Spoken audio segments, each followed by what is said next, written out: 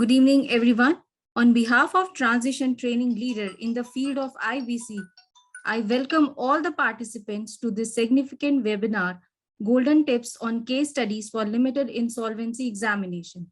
Today, as guest speaker, we have Mr. Ashish Makhija. Welcome, sir.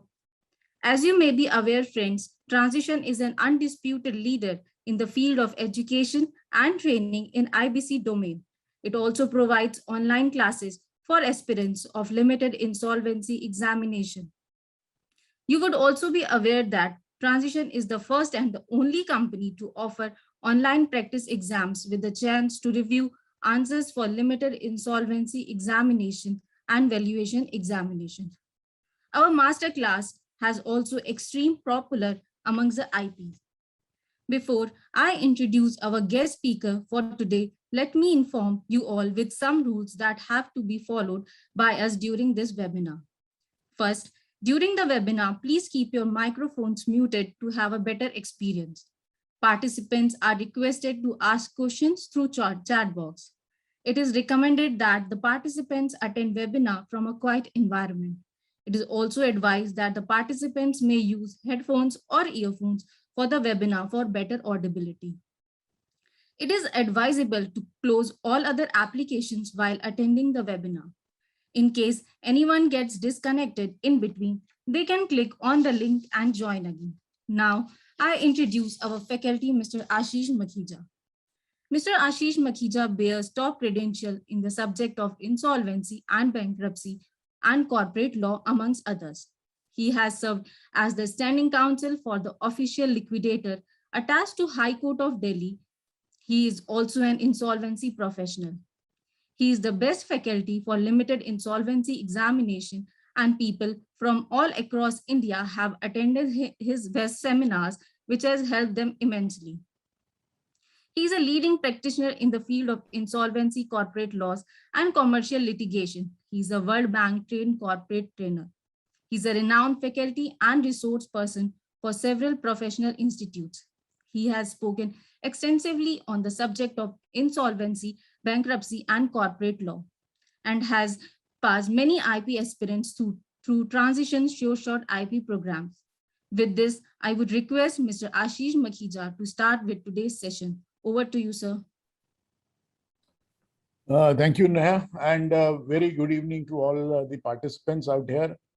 Well, friends, this is a wonderful decision which you have taken to pass limited insolvency examination and become insolvency professional. Well, I've been saying constantly that the exam should be passed as soon as possible. The reason for that is because the syllabus is increasing day by day and the examination is also becoming tougher. Well, you have to study more and they are adding some new things.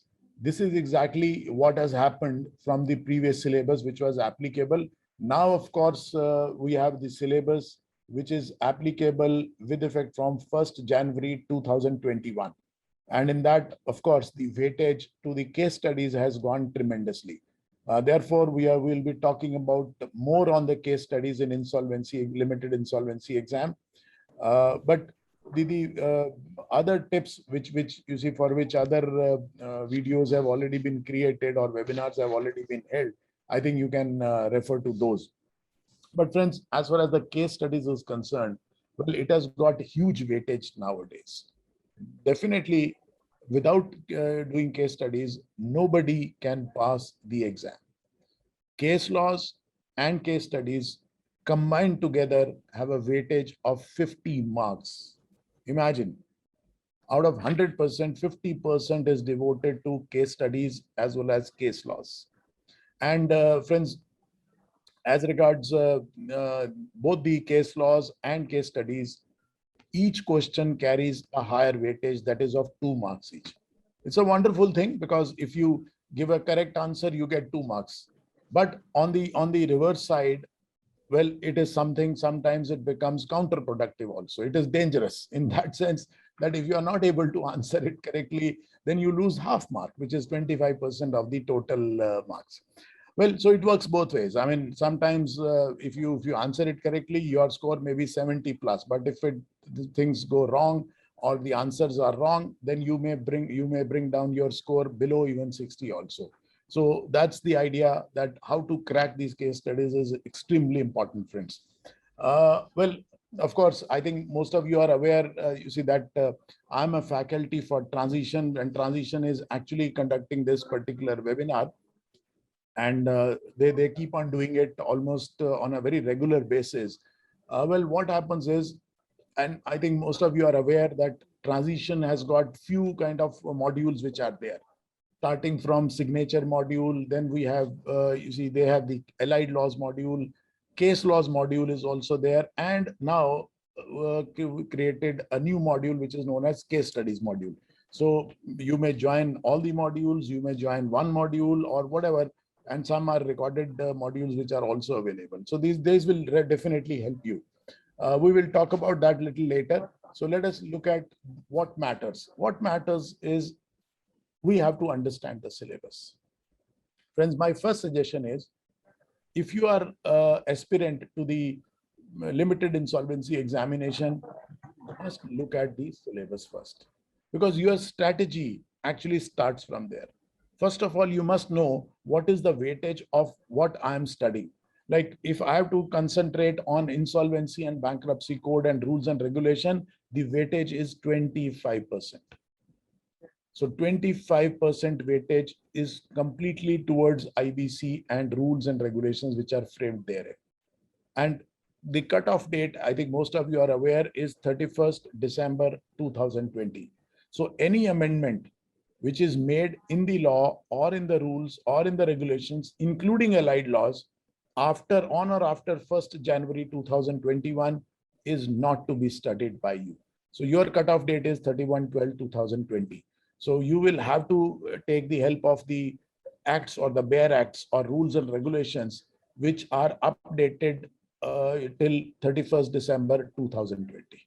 So I think transition has already got a product where you can go to their website and you can download the bare acts and also the rules and regulations. They are in part 1 and part 2. And of course, there are allied laws which are also there, which you can download. It's a downloadable product. The moment you purchase it, you get a link and then you can download, and they are all updated 31/12/2020.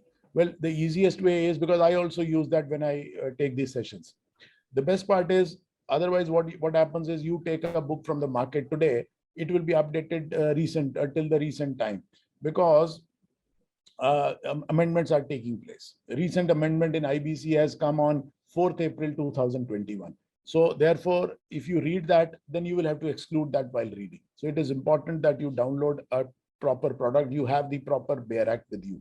So I think the easiest way to go to the transition website, download part 1, part 2 of the bare act. Well, that makes your life much easier. Then the focus should be on the conceptual knowledge. While even you see cracking the case studies, the focus has to be on the concepts. If your concepts in IBC, if your analytical judgment about the case laws is absolutely fine, then I don't think you will have any difficulty in cracking the case studies. Of course, case studies have got different strategies also. I'll share some golden tips with you. Then, of course, we need to strategize. Unless you strategize, friends, this exam cannot be passed. Strategy here means, it does not mean that you have to leave certain syllabus. No, I'm not saying that. What I'm trying to say is the focus. And you will have to really see what exactly you are going to study, what you are going to memorize. Those kind of strategies I want to talk about. I mean, that has to be taken care of. And of course, and so far as material is concerned, well, friends, mark my words, you do not need any material other than bare acts. So bare acts you can download from transition. That's all. Read allied laws, read IBC, read rules and regulations only from the bare act. No book for preparation and other thing is required, except one of the books which is basically on the case laws, analysis of cases for limited insolvency examination, which has been specifically prepared by me for all the aspirants. And this is into its 5th edition now, jointly published by Bloomsbury and Transition. So I can show you that on this. This is the book which is on the screen. Well, friends, sometimes this book is available on Amazon, sometimes it is not. because it sells very heavily. So there, but on transition, probably I know that some copies are available, so you can go there and you can get this book. For case laws, of course, this is your Bible. And insofar as the time is concerned, that is very, very important. What type of time you will have to devote for preparation. Now that's very important. Well, I know everyone is a busy professional, and definitely taking time out of busy schedule becomes difficult. But friends, if you have decided to pass this exam or become an insolvency professional, well, friends, mark my words, you will really have to devote some time. And if you are able to devote, say, 5 hours daily, 4 to 5 hours, I'm just taking a ballpark figure. So you need to study for minimum 20 to 25 days. That means 100 hours of the study is required. Otherwise, and please make it continuous. Don't give a break. If you start giving breaks, then it is a problem. And now another part. Supposing you have already taken 1 or 2 attempts, you have not been able to pass. Well, or maybe you took attempts in the previous syllabus also. Well, my suggestion would be, try to relearn the whole thing. I mean, not saying that, okay, I know this, therefore I'm not going to read it again. Just concentrate on your concepts. That is extremely important. Okay. And 2021 syllabus, I think everyone knows now there is a change of pattern. New additions have been made in the syllabus. The weightage has definitely undergone a huge change. The weightage to the case laws and the case studies is now 50%. But friends, your focus should be on conceptual knowledge. If your concepts and fundamentals are clear in IBC, now that's the most important part. That knowledge will definitely keep you using much forward. The examination is all multiple choice questions that everyone knows. Total number of 75 questions are asked, and the examination is of 100 marks. You require 60% to pass that exam. So 75 questions are divided into 2 parts. There are 25 questions of 2 marks each. And these 25 questions are relating to case laws, 5 questions, and then 4 case studies, and total 20 questions come from there. And I would say that these are kind of must attempt questions. Must attempt does not mean that even if you don't know the answer, you have to attempt it. Must attempt means we must prepare well for these, because they will actually take your score to a very on a very higher scale. I mean, those people who have scored well in case studies and case laws, they have scored even more than 70.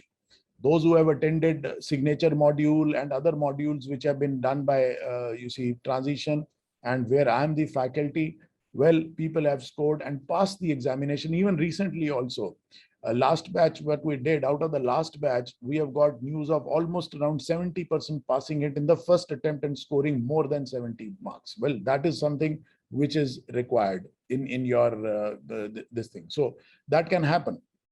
And then the rest of that are 50 questions, 1 mark each. So 1 mark weightage is there. So this is exactly the syllabus before you. And then all rules and regulations, I told you that they are to be taken as updated until 31st/12/2020. After that, any amendment which has come, you need not study that. Similarly, IBC and allied laws, you will have to study only up to 31st December 2020. That's a cutoff date. Don't study beyond that. Otherwise, you will get confused, where the law is very dynamic and is changing on a daily basis. And then, of course, we have some allied laws, but in allied laws, there is an addition from the previous syllabus. Now, you have CPC also in your syllabus. You have Prevention of Corruption Act. You have MSME Act also. Of course, there are very minimal parts are there, but still it is there. RERA is also part of the syllabus, and Securities Contract Regulation Act 1956. So some new additions, you will find that they are part of your syllabus now.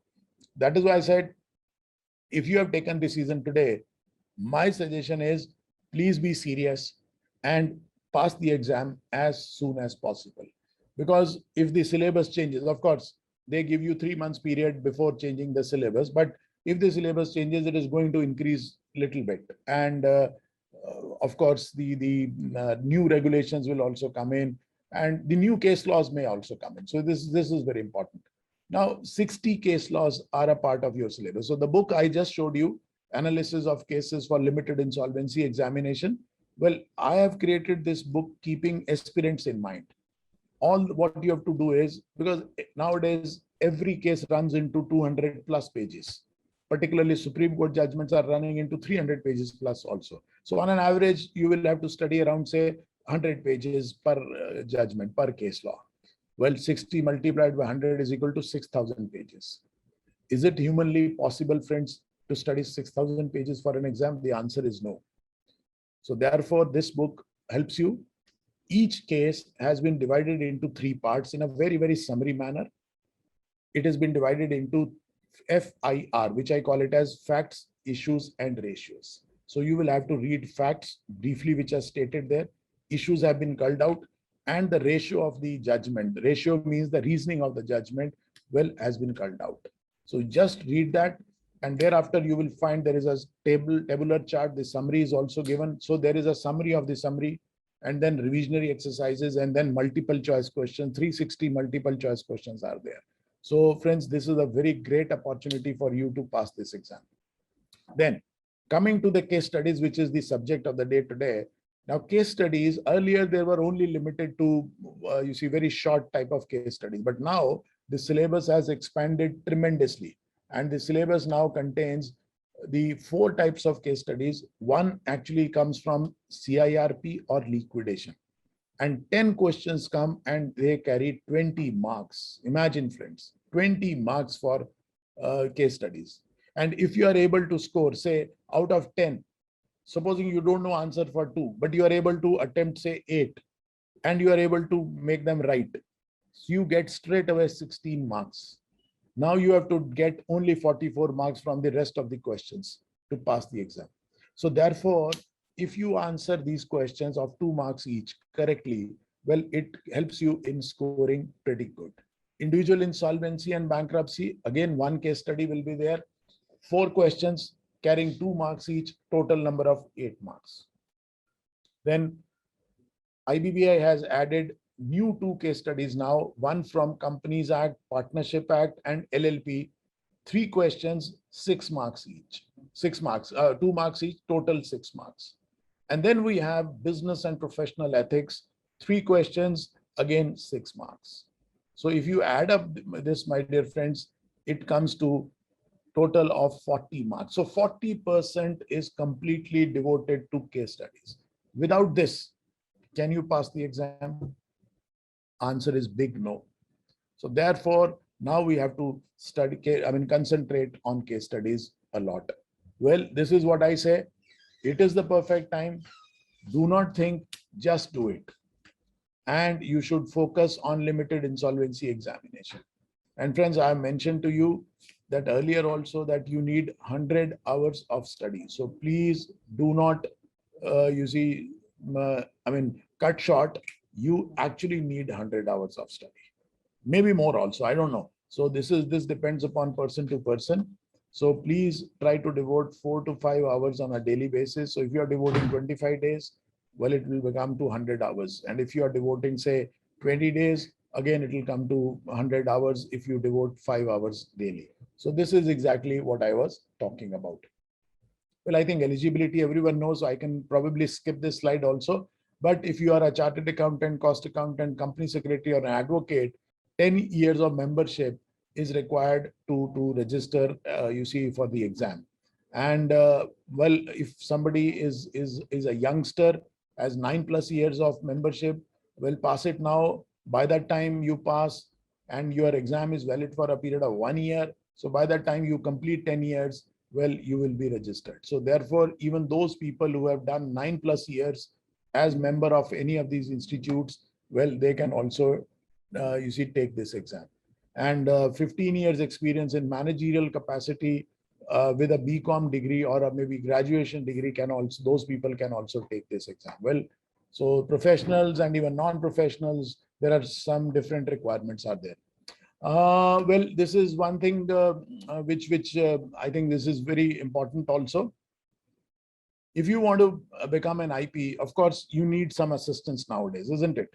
And that assistance is coming from Transition in the form of SureShot IP hybrid module. Now they have come out with a very interesting hybrid module, and I know for sure, well, the name suggests, SureShot IP. That means the target is that you must become the IP. Number two, they are now come out with a, you see, for 15th August, that is Independence Day. So they have come out with some Independence Day freedom offer, which is there. And I think they are giving some good deals. So if you want to explore that, the name of the person to contact is Mr. Naveen Khanna. His number is 8800161008. So he can contact, I mean, you can contact him, or you can also explore and go and book your slot on transition.com. I think the next batch, the signature batch, is starting from 19th of August. So am I correct if transition people are hearing me? Is it correct that we are starting the batch on 19th now? Yes, sir. Correct. We are starting the batch on 19th. That's the signature module we are starting, which will continue for 6 days. The timings are so, like 5 to 8 p.m. in the evening. Okay, 5 to 8 p.m. daily. So friends, this is very convenient timing, 5 to 3 hours you can always devote. And you see, this is very important. And those classes, I mean, those sessions are taken by me only. Okay, so let's keep it very simple, friends. Study from Barex. Well, you want to make it more simpler, get your copy from transition.com. Prepare it thoroughly. I mean, thorough preparation is required. And you can attend transition modules, and including the hybrid ones. Hybrid here means there will be some live modules and some will be recorded modules. So you can have the benefit of both. And then you attempt the transition practice exams for building more confidence. I think the practice exams are not live right now, but I believe they are going to do it live in a very short period of time. And these exams, mark my words, friends, they are fantastic. I mean, they actually give you the environment, the limited insolvency examination environment, like 75 questions and negative marking. And then the best part is you can actually check your answers. You can review your answers. If you have marked it wrongly, it will tell you which question you marked wrongly and what was the right answer. So this is exactly what is required, right? So I call it as backward learning. Now, let's come to the focus of our day today, how to prepare for case studies. So this is extremely important, friends, that we should really go for it. Friends, before I move forward, if you have any questions so far, maybe if you want to ask, you can put it in the chat box, or you can maybe if you want to unmute yourself, you can do that. Anyone wants to ask any question? Okay. No questions? Okay, fantastic. So let's move forward. Okay, Mr. Nagarajan is asking a question. I mean, in the chat box, he has mentioned, consequent to incorporation of bad banks, it is really any scope for insolvency professional? Yes, sir. The scope for the insolvency professionals is not going to go away, whether they incorporate bad banks or not. Ultimately, bad bank will also go bad someday or the other, isn't it? So therefore, insolvency professionals would definitely be required. So this is extremely important, that insolvency professional and that particular profession is not going to go away. And in any case, there are individual insolvency, which is also being starting now. Well, I think we need a lot of insolvency professionals. Okay, so let's move forward now for as far as the preparation of the case studies are concerned. So let's look at the golden tip number 1, how to prepare for case studies. Now, friends, for cracking case studies, what you need to do is that understand IBC rules and regulations conceptually. See, just plain reading of the act, memorizing certain parts of it. Well, you need to memorize some parts of it. No quarrel on that. But if you understand on a conceptual level, let me give you a small example as far as the understanding of the concept is concerned, and how do we do in our, you can say, in our signature modules and other modules. Well, I think everyone probably would have heard about Section 7, right, where financial creditor can file an application. Now, if you read the Section 7, now it on the top, if you read, now it clearly says that the application under Section 7 can be filed by a financial creditor, right? By a financial creditor, either by itself or jointly. Now that is the word which is used. Now, and there is a minimum threshold limit also, right? So, and that limit is now 1 crore of rupees. So now if the examiner gives you a case study or say a question like this, that company has committed a default to 4 banks and the amount of the default is like this. Bank A, 60 lakh of rupees. Bank B, 30 lakh of rupees. Bank C, 20 lakh of rupees. And bank D, it is 10 lakh of rupees. Now tell me, the examiner may ask you that which of the following options are correct, or which of the following option is not correct. Now the first option he will say A plus B plus C, then A plus B plus C plus D, then he will say B plus C, or he will say A alone. Now you will have to pick up the incorrect choice out of it. So first you read the question also and understand it. But if your concepts are clear, then you are not going to fail in this type of a question. Now, when I say either singly or jointly, now that does not mean, of course, the total outstanding or the default is more than 1 crore rupees if we add up all. Now, even bank D, to which only 10 lakh rupees is defaulted, now that bank can also go alone.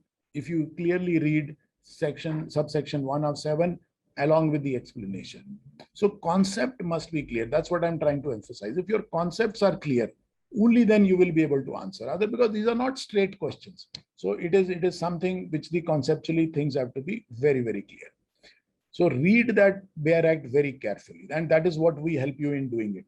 Well, analytical understanding of the case laws, because even case laws you will find that some questions in case studies are also coming from case laws, because the concept is actually the jurisprudence is defined in the case laws, isn't it? The interpretation of the law is being done in the case laws. So if you read those case laws, that is the book which I've mentioned to you. If you read my book along with the BEAR Act, well, your concept will be definitely clear. So read that, have an analytical understanding of the case laws, like facts, issues, and ratios, which I mentioned in my book. So if you do that, well, then you are, you see, in a very, very strong position to really take it forward. Then the tip number 3. Now, the tip number 3 is thorough reading of a case study. Now, this is extremely important. Friends, let me tell you, let me share it with you. Based on the experience of the people who have taken the exam, the case studies are not easy and case studies are very long. They will give you material facts, they will give you immaterial facts, and they may run into 2 pages altogether. So you will have to read from the beginning to the end, and reading 2 pages and at a very, you see, normal speed. I won't say you should read it very slowly or you should read it fast. You should be able to understand each and every sentence. You should be able to grasp the whole of the case study. So you'll have to read. You may take 3 minutes, you may take 5 minutes to study that, or you may have to do a second reading also. So, but thorough reading of the case study is required, because unless you read that carefully, tell me how you're going to answer it. So this is one of the golden tips which I can give you. Please read it very carefully. The careful reading or thorough reading of the case study is required, my dear friends. Now, the next tip, number 4, is make short notes while reading. Now, here lies the entire gamut of things. What they do is, when you go for the examination, limited insolvency examination, they give you a blank piece of paper. While going inside, you will get a blank piece of paper, a white sheet, A4 size paper, and they will also give you pencils. Now, so you can make short notes. So when you are reading the case study, make it a habit that you start noting down, making down the short notes, so that you don't have to come back to the case study again. Once you have made short notes, well, you will be in a position to refer to your notes, and understanding also becomes much, much better at many times. So please do not forget to make your notes. while you are reading the text. That is extremely important. The text generally is very, very long, my dear friends. But don't be afraid. I think this is what exactly we are. If we know the concept, well, reading and then making notes is not difficult. Read questions that follow the case study very carefully. Now, this is also very important. The case study is very long. Now, the questions are generally very, very tricky and very confusing. So you have to read questions very carefully. Again, some may be couched in negative language, and maximum questions you will find now they are couched in negative language. And sometimes they have double negatives also. So read them very, very carefully and understand those questions. And after understanding them, friends, now this is the tip which I can give you. If you are very sure of a answer, because 4 options will be given to you, the moment you read the 4 options and you are happy that yes, you are able to answer the question now, well, attempt that question. But if you are not in a position to surely correct, answer that question, well, my suggestion will be leave that question at that stage. Do not attempt that question, because and do not go back to the case study at the same instant, because otherwise what will happen is you will be wasting your time. So just go through, say, 10 questions. If you are able to answer, say, out of 10 questions, 7 questions, very well. Please do that in one flow itself. And if you are not able to answer 2-3 questions, then probably you may have to go back to the case study. So that is very, very important. Go back to the case study if in doubt, but do not go at the same instant. Leave that question, go to the next question. So, and I know 60 to 70% you will be able to answer. So supposing you are able to answer 7 questions, for 3 questions, you have to go back. So go back, read the case study again, refer to your short notes, and I think then you will be in a position to answer those case studies. So this is the style which if you adopt it, well, that will really help you in cracking those case studies. Okay. And the next tip is, of course, leave question if you cannot. Now, this is very interesting. I'm saying that even after the second reading of the case study, you are not in a position to answer it. Then leave that question at all. Do not try to make an attempt, okay, let me take a chance. No, don't take a chance. Because if you start taking a chance on questions for which you do not know the answers, friends, it's going to actually give you half mark deduction, and that will be little dangerous. I don't want that situation to happen. And don't be greedy. That's what I can say. And let's do a mathematics. Total number of 75 questions are there, isn't it? And case study questions are 20 questions. Let's take a ballpark figure. Out of 20 questions, you are able to answer, say, 14 questions. I'm only talking about 14 questions. I'm not going on, a larger figure. 70% questions you are able to answer, and that too correctly. Let us assume that. So 14 questions, 2 marks each, you have already scored 28. Now imagine if you answer 6 more questions and they go wrong. Now what will happen, my dear friends? So 1/4 of your 12 marks is gone. That means 4 marks will be deducted. Now, if 4 marks are deducted, my dear friends, imagine, so you had already scored 28. So 28 minus 4 comes to 24. Why do you want this? You leave that. So let's go forward. Out of, say, case laws questions, 5 questions, well, let us take a ballpark figure that you are able to answer 4. Let's understand 1 you were not able to answer. Of course, with reading of my book, I can guarantee you'll be able to answer everything. But anyway, 4 into 2, 8 marks. So now you had already scored 28 plus 8. Now you are already on 36. Now you have to get 24 marks out of the rest 50 questions. And if you answer, say, 35 questions also, right? So you are leaving 15, you are answering 35, and 30 are correct and 5 are incorrect. So you score 30, right? So you were already on 64. 28 plus say 8, you were on 36, and 36 plus 30 you have answered correctly, you are on 66. and 5 questions go wrong, what 5 questions, 1.25 mark will be deducted. So 66 minus 1.25, it is 64.75. So you are still passing it. Now imagine how many questions you have left. 6 questions there, 15 questions here, and 1 question in case laws. You have left 21 questions, still you have passed it. Do your own mathematics, friends. So therefore, don't be greedy, because if you would have answered everything, you would have come down below 60. And if the questions have answers were wrong. So please do not take a chance. That's what my suggestion would be. Okay. And you see, what you have to do is, once you have done one case study, go to the next case study, attempt whatever questions you can do, go to the next one, attempt questions, and fourth also, and then come back. What will happen this way? Say if from the first case study out of 10, you have answered 7, 3 are left. Next case study, say out of 8, you have answered, say 5 or 6. Now your confidence will go up, because now what you have left is only say 5, 7 or 8 questions.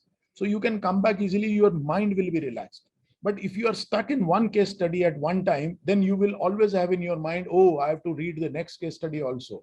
So I have to read the next one also. 3 more case studies are there. So that pressure on, you see this thing, that psychological pressure actually does not help anyone.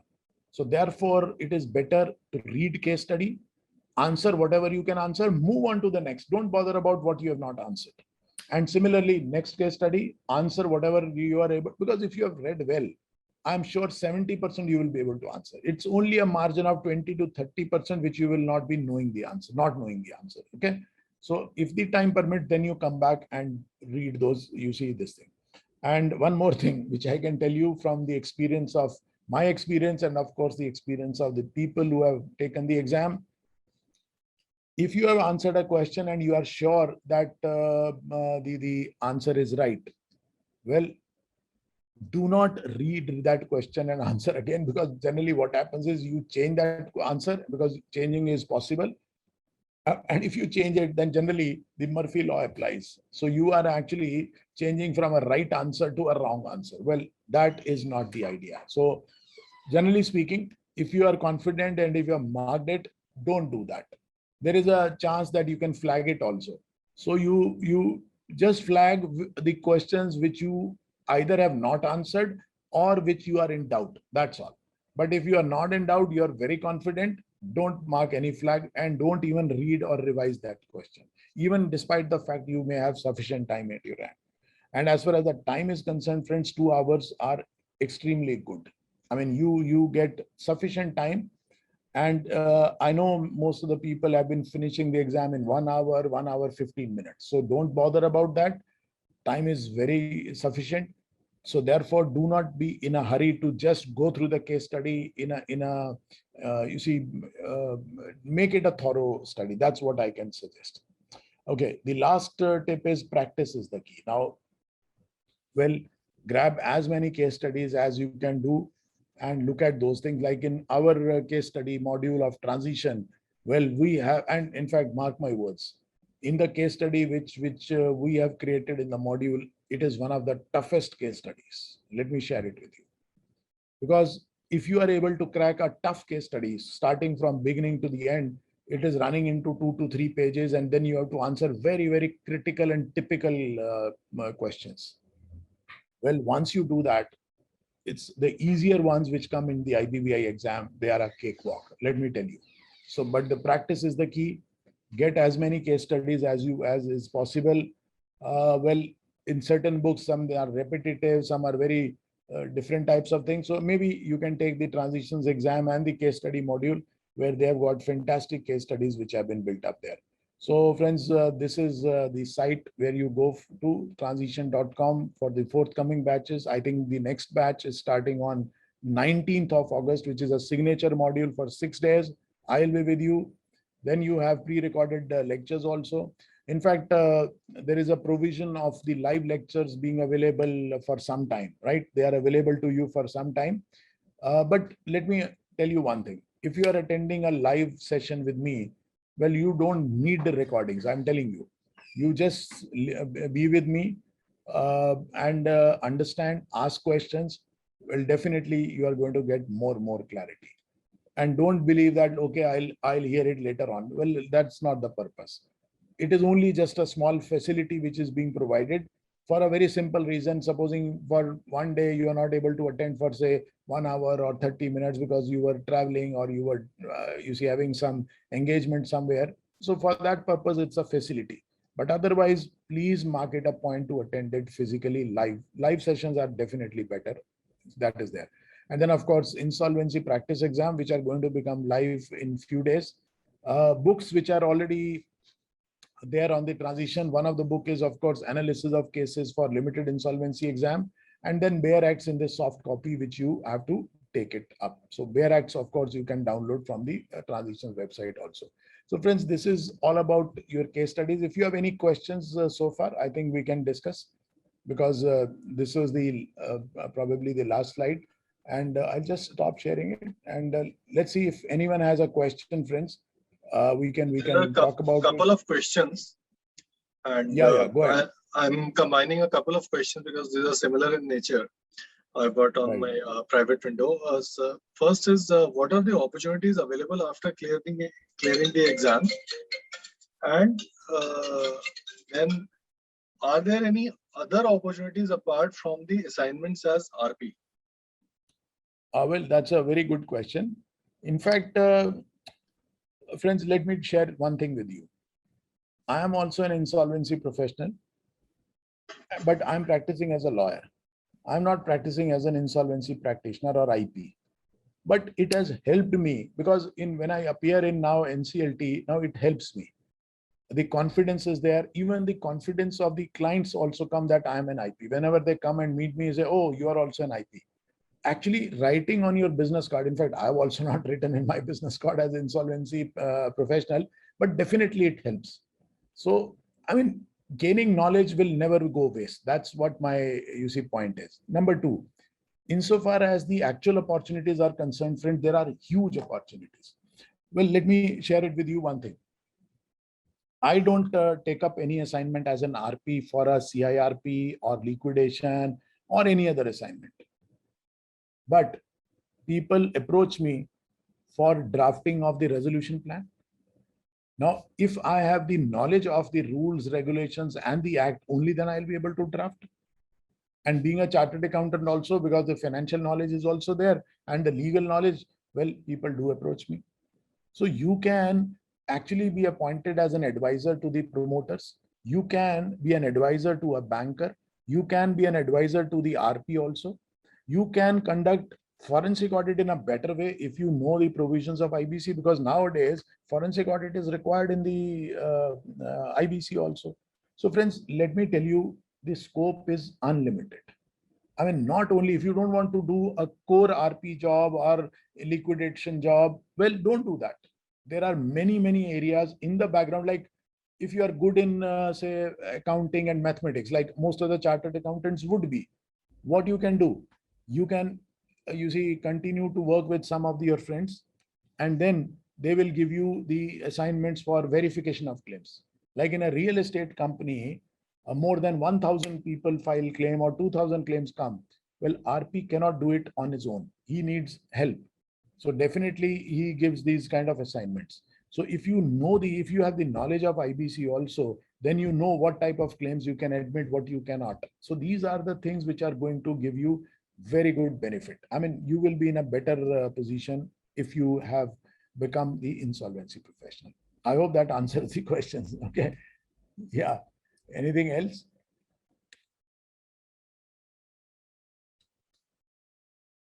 Yes, so there's a question that since the syllabus is so vast, is there anything that one can leave and still be able to clear the exam?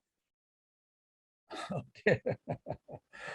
Well, anyhow, I mean, I will not suggest leaving any question, because leaving any part of the syllabus, because you never know. This is all a computer random picking question, because multiple choice question. Let me share it with you. It's a good question. The IBBI has got a bank of around, say, 3,000 to 4,000 questions. Now the computer at random picks up your 75 questions. So now it does not know that Mr. Anup Sood has left, RERA Act. So any question can come. So definitely, I will not like that you should leave any of the questions. So leaving not questions, leaving any part of the syllabus, well, you never know. And it's a Murphy law. Whenever you leave something, the question definitely comes from there. So my suggestion would be that concentrate on those areas. In fact, when you join the signature module, we give you a lot of tips on how to do that. Even in allied laws, well, we concentrate on the major parts which you have to study. So do that, I think, but leaving something, I will not suggest, right? That definitely is not going to help anyone. Okay, but it was an interesting question. Yes. Any more questions, friends? Yes, sir. The next question is, sorry. Next question is that if I take this combo of case laws, allied laws, and the other modules, do I need to study? Do I need anything else? Do I need to study anything else to be able to clear the exam? Oh, well, if you take these 4 modules, and these 4 modules run into how many days? Naveen can, it's 6 days plus 3 plus 3. Okay. It is 12 and days. then 14 days, right?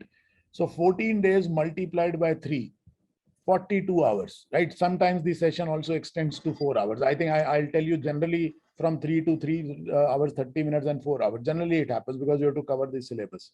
So let us take a figure of say 45 hours you are spending with me. After you spend 45 hours with me, my dear friends, I can guarantee you, you do not need any other material to study. Whatever material which is being supplied by the transition on the LMS, Learning Management System portal, and also this book and the BEAR Act, which you always get that. Well, friends, beyond that, you do not need anything. Mark my words, you will be able to pass. I mean, of course, some people may face some difficulty, but I think we can still sort that out. And but generally speaking, 90 to 95% of the people pass in first attempt, and definitely scoring highs of 60s and 70s also. So recently, the batch which was taken by me, I think we have heard very good stories about people scoring more than 73% and 71%. That's what I can tell you. So of course, nobody can guarantee that, but yes, I can tell you that this is something which is sure shot. Okay. Yes. Any more questions? Well, anyone who wants to ask, they can unmute also and they can ask a question. I think that will be good if we interact with each other. So Mr. Agarwal is asking that he is interested in becoming an IP, but doesn't know what to do after he clears the exam and registers his IP. So what to do to be able to get the assignments? Okay. Well, I think the first worry should be to become IP. Okay. So let us assume you have become an IP, and I'm sure you will definitely become an IP. My good wishes. The only thing is, once you become an IP, now people do ask me, how do I get assignments? Well, friends, you are practicing as a chartered accountant or maybe some other professional. How do you get assignments? Tell me. The assignments you get is through networking, isn't it? So you have to basically circulate yourself. You have to circulate your name. You will have to tell people that you are there. You have to network. You have to maybe approaching the banks and getting empanelments with the banks. Making friends with the lawyers, so that because once they file applications, so therefore their names can be suggested. Well, these are the few things which you need to do. And once you do that, friends, there is no dearth of work. I'm telling you. And then, of course, your name also comes on the panel, because IBBI also sends a communication whether you want to be on the panel or not. And that panel, area wise, which they prepare, they send it to the benches. Like for Delhi, IPs, they will send it to NCLT Delhi bench. And NCLT also appoints IPs on first in, first out basis. So people are getting a lot of good assignments from NCLTs also. Recently, a company, Chennai company, have come into liquidation. Do you know how many are the assets? 4,000 crores. Imagine if you are appointed as a liquidator of 4,000 crore company. Your fees is how much? Tell me. Do you know that? Even on a ballpark figure of 0.5% of 4,000 crore, well, most of you are chartered accountants and bankers sitting out here. Calculate what is 0.5% of 4,000 crore.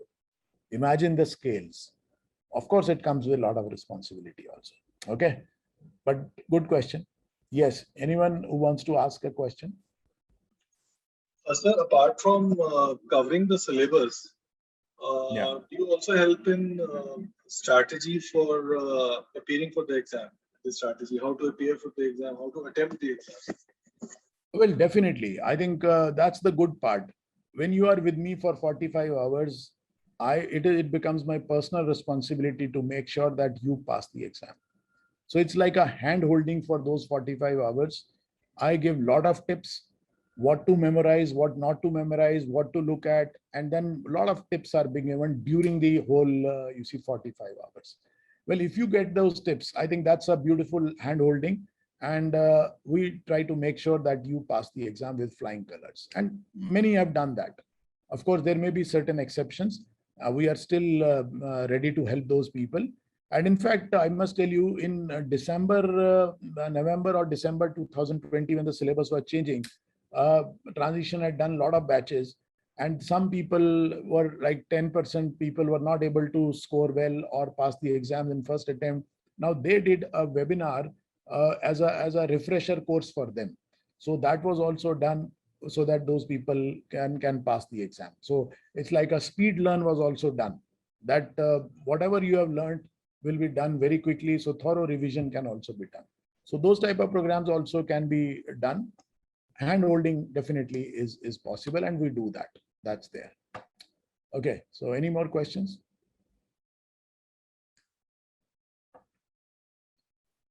So there's one more question. Okay.